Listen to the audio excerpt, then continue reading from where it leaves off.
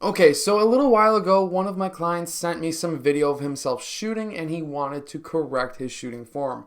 We have since corrected his shooting form, but today I'm going to be breaking down some of the things that he was doing as a mistake that I've seen many players do, and I hope that this video helps you. So let's get down and let's check this out.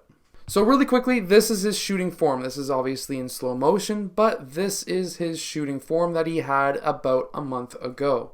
So if we look at some of the things that, of course, he does, the first thing I'm going to point out is, of course, his gather from his gather up into his set point.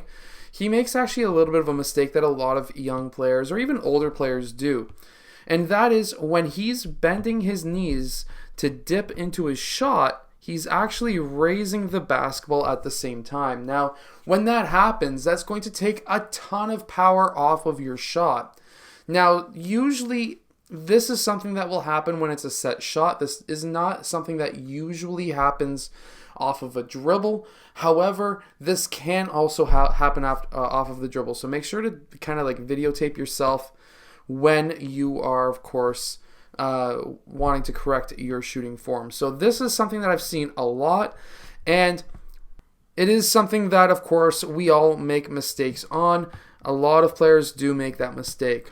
Another mistake is shooting from his chest. He's not shooting from a very high. He's actually launching from his chest.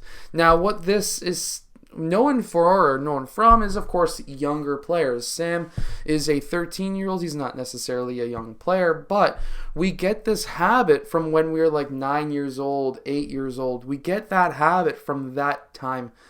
Basically because we get more power, or we think that we get more power from our chest, which is actually a mistake that, of course, a lot of coaches, trainers, and even players make. We actually get more power if we were to have that basketball travel more closer towards that right side, all the way up. You can go up the right side middle of your body. That's totally fine, but you don't want to necessarily bring it up the middle in most cases.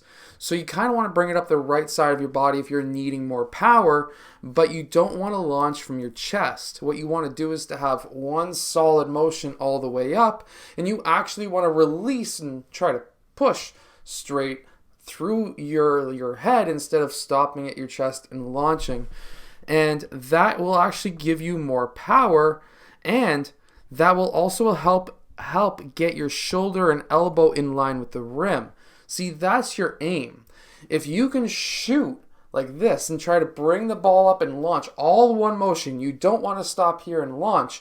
You want to go all one motion all the way up and kind of just launch it like this. At least everything is in line. And if everything's in line, you're going to have a more powerful shot. So this is the second mistake that a lot of players make.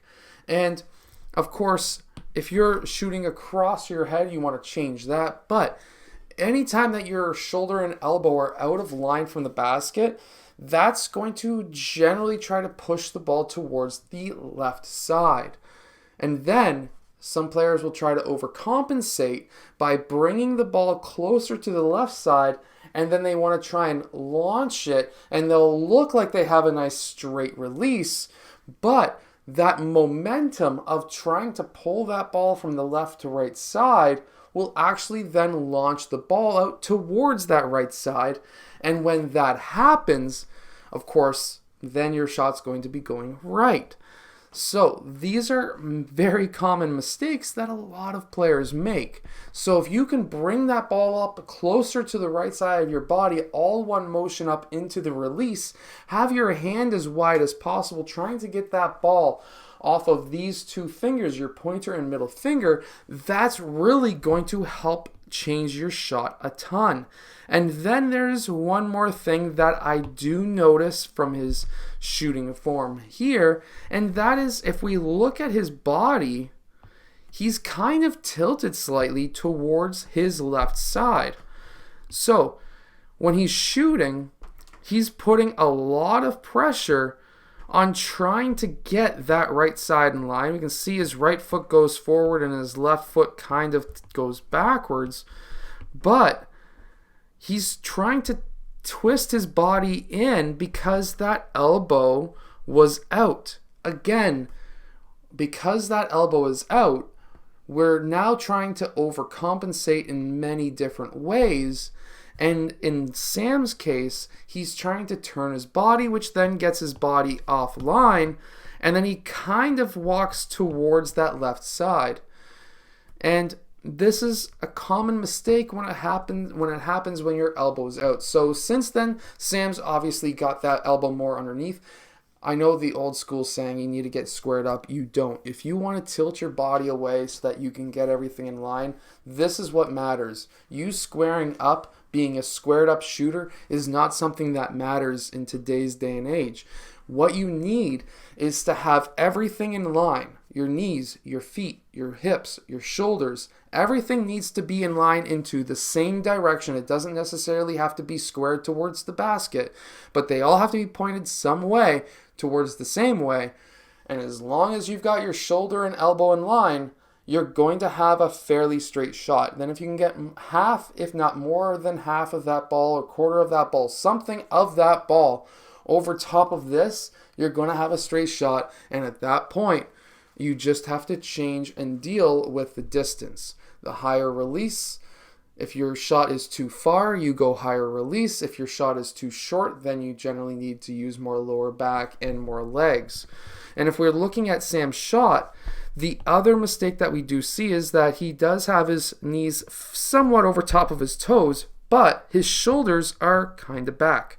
If you need more power, you're going to get that from the lower back, which means that you need to dip your shoulders a bit more when you're down in that gather, and it's really hard to do if you're bringing that ball up when you're trying to dip your body.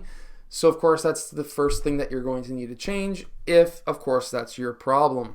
Anyways, congrats to Sam, because he has changed his shooting form. He is close to a 75-ish% three-point shooter when wide open in practice, not in game.